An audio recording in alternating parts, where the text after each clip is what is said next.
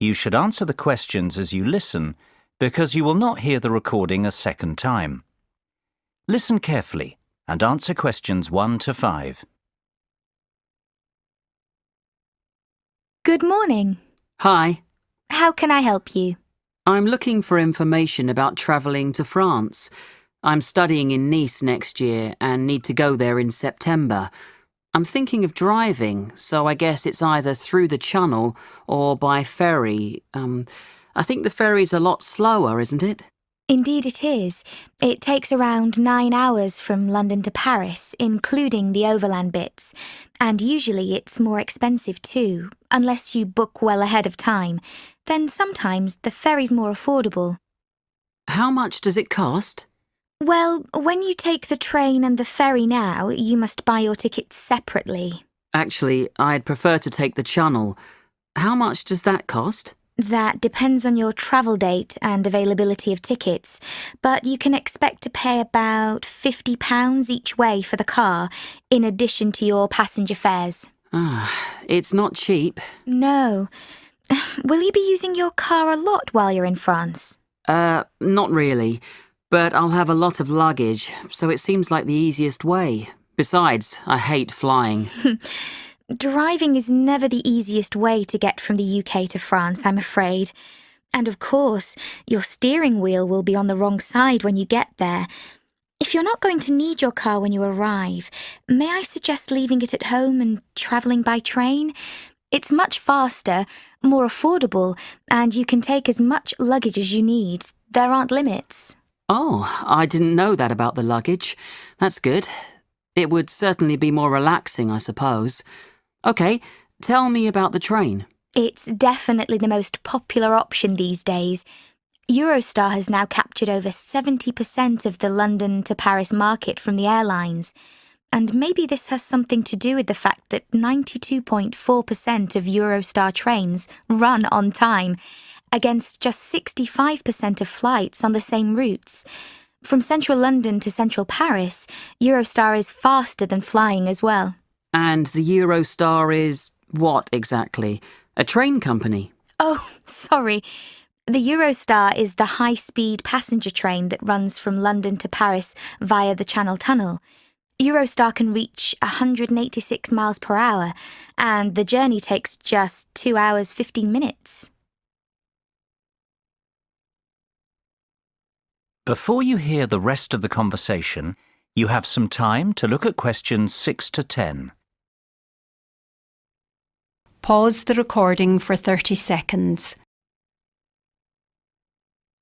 Now listen and answer questions 6 to 10. All right, so it's easy to get to Paris, but what about Nice? It's a fair bit farther. Yes, but it couldn't be easier. There are 2 main options. You can leave London at 7:27 in the morning, then transfer in Paris to catch the TGV train at 11:46, which takes about 5.5 hours, and be in Nice in time for an evening meal. Or you can take any Eurostar to Paris in time to catch the 22:25 from Paris, which arrives in Nice at 8:54. It's a longer journey, but many people prefer the convenience of travelling overnight. Yes, that appeals to me. About how much does the overnight journey cost? The example I've pulled up on the computer now costs £135 return, but sometimes it's lower, as low as £97.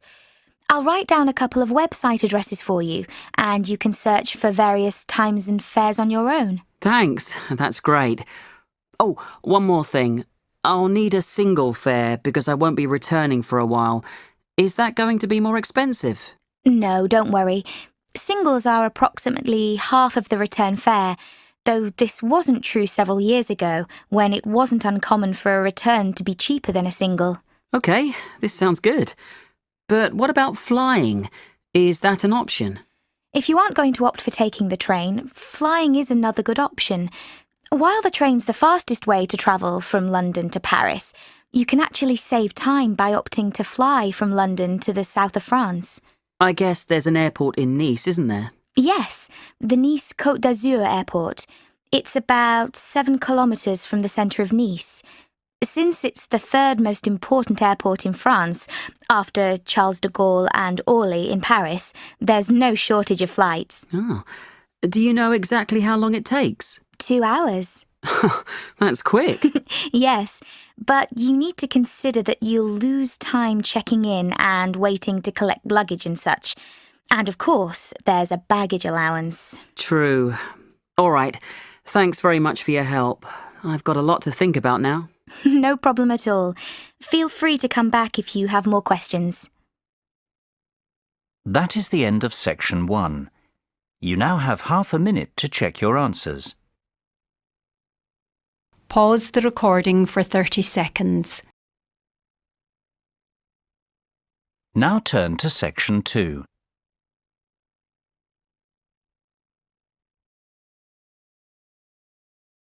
Section 2. You will now hear a guide talking about an architectural development in the city of Birmingham. First, you have some time to look at questions 11 to 15. Pause the recording for 30 seconds. Now listen carefully and answer questions 11 to 15. Good morning, ladies and gentlemen. Thanks for joining me on our monthly excursion to visit new architectural and city planning developments in our city of Birmingham. Today, as you can see, we're here at the development site of The Cube, and its construction is well underway. Indeed, the year ahead will be an exciting year for Birmingham Development Company and its construction arm, Buildability, as the construction of The Cube, the most spectacular building in Birmingham, continues at speed. This new building, valued at over £100 million, has been designed by the internationally renowned architects Make. Their design team, led by Ken Shuttleworth, has created a 17-storey cube aimed at providing a spectacular contrast to the increasing number of towers appearing on the Birmingham cityscape. The complex 142-week building programme that will transform the Birmingham skyline upon its completion is currently over halfway through its development. The building will continue to rise over the coming year, with each floor taking 2 to 3 weeks to complete.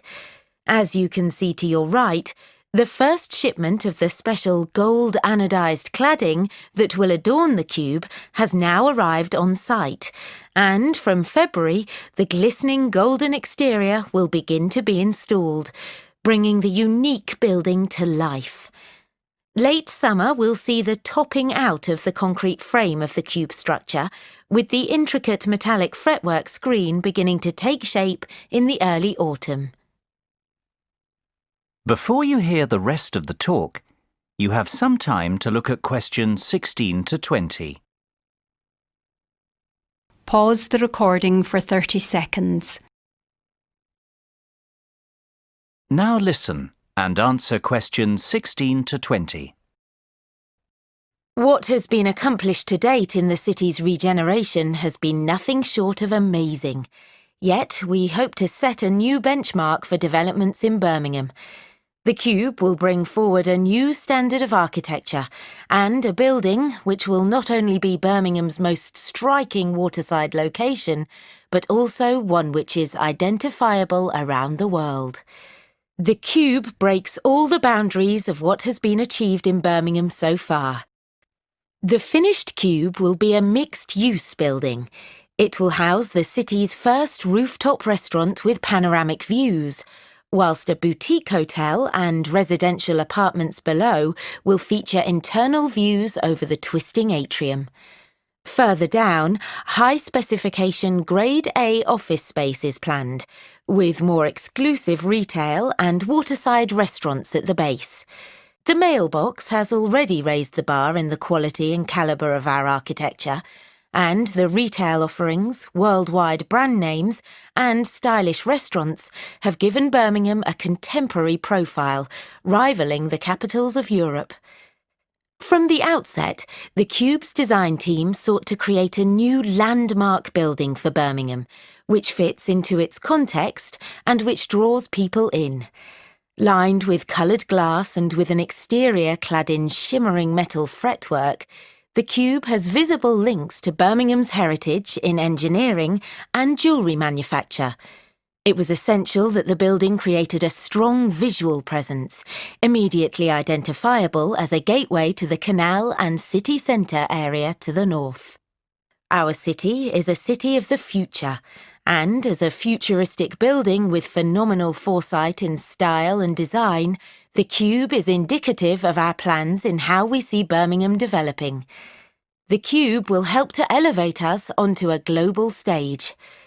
Now, let's go and have a look at the progress of the entrance gateway. That is the end of section 2. You now have half a minute to check your answers. Pause the recording for 30 seconds. Now turn to section 3.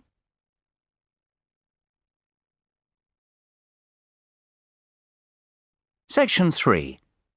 You will hear a conversation between 4 students, Lynn, Thomas, Sophie and David.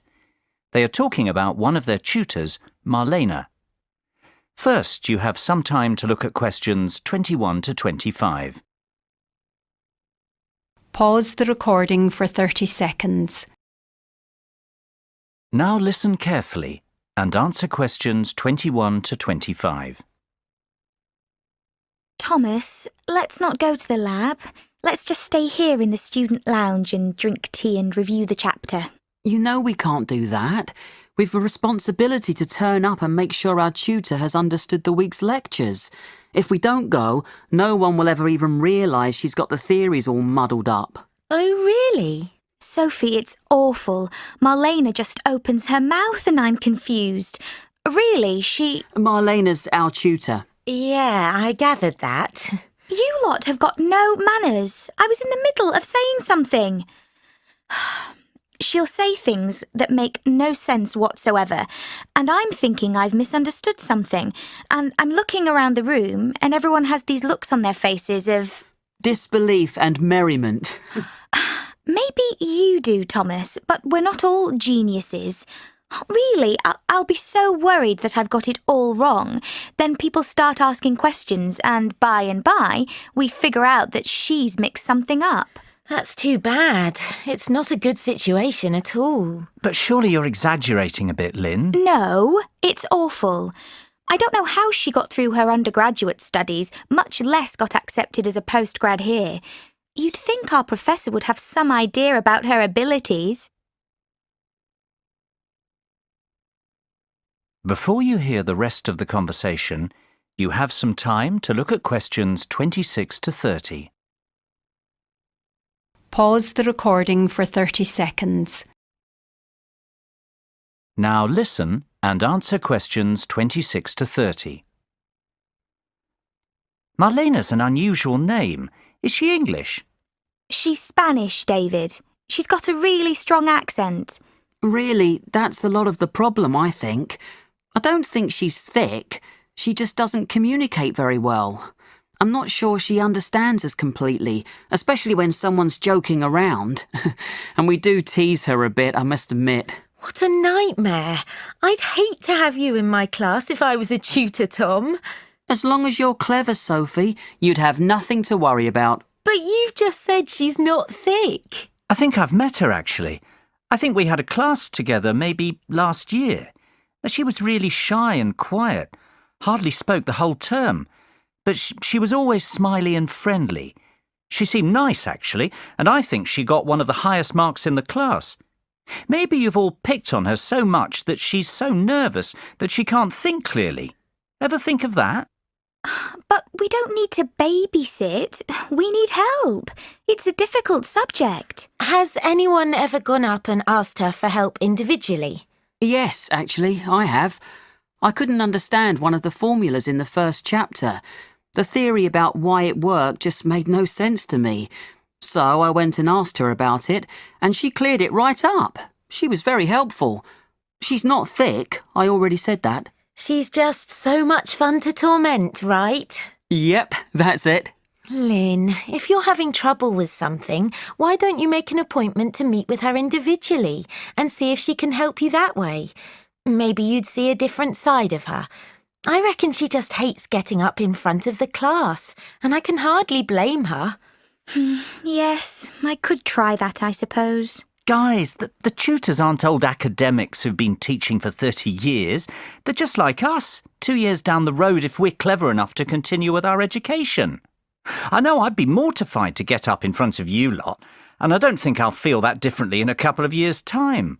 You know, we're far more experienced as students than they are as teachers. You're right, David. Really, it's more like one of our mates is trying to help us out. But you know, our mates aren't so frightened of us. Yeah, but you aren't so horrible to your mates, are you? That is the end of section 3. You now have half a minute to check your answers.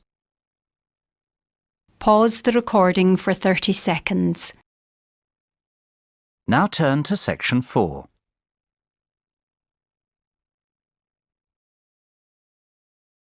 Section 4. You will hear a lecture on the illness tuberculosis. First, you have some time to look at questions 31 to 40. Pause the recording for 1 minute. Now listen carefully and answer questions 31 to 40. Hello there. Can I have your attention, please? We've got a lot to cover today and we need to get started. If you recall, last week we discussed the AIDS epidemic and its effect on healthcare systems in the countries with the highest incidence. Well, today I'm going to speak about another significant disease that is rather closely associated with the AIDS epidemic, tuberculosis. In the UK, active tuberculosis, otherwise known as TB, was common in the 19th century, the old consumption of romantic novels.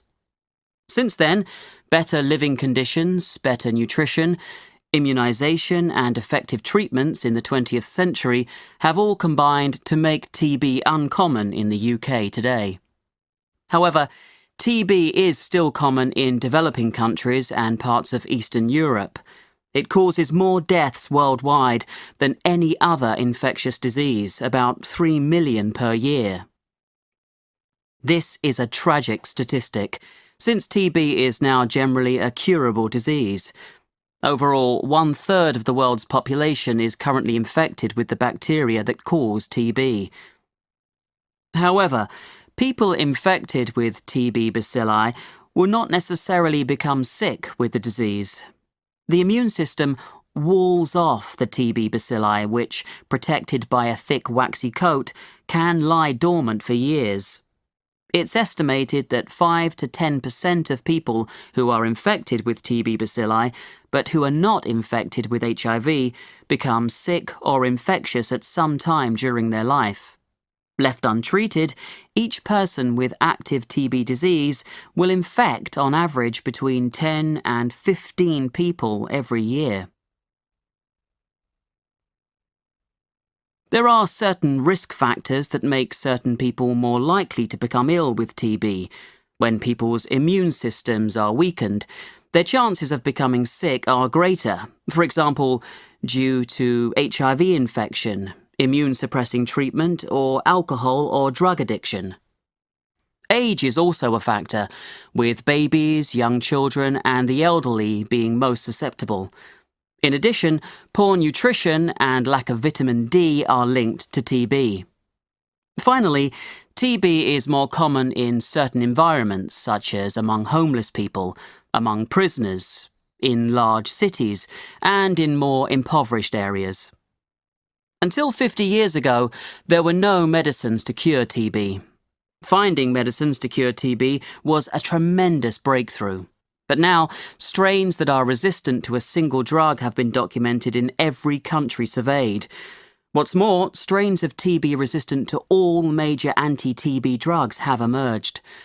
Drug-resistant TB is caused by inconsistent or partial treatment, when patients do not take all their medicines regularly for the required period. Because they start to feel better, because doctors and health workers prescribe the wrong treatment regimens, or because the drug supply is unreliable.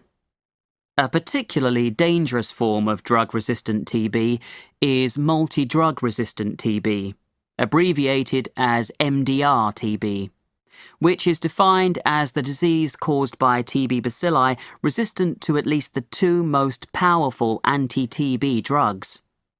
Rates of MDR-TB are high in some countries, especially in the former Soviet Union, and threaten TB control efforts. While drug-resistant TB is generally treatable, it requires extensive chemotherapy, up to 2 years of treatment, with second-line anti-TB drugs. These second-line drugs are more costly than first-line drugs and produce adverse drug reactions that are more severe, though still manageable.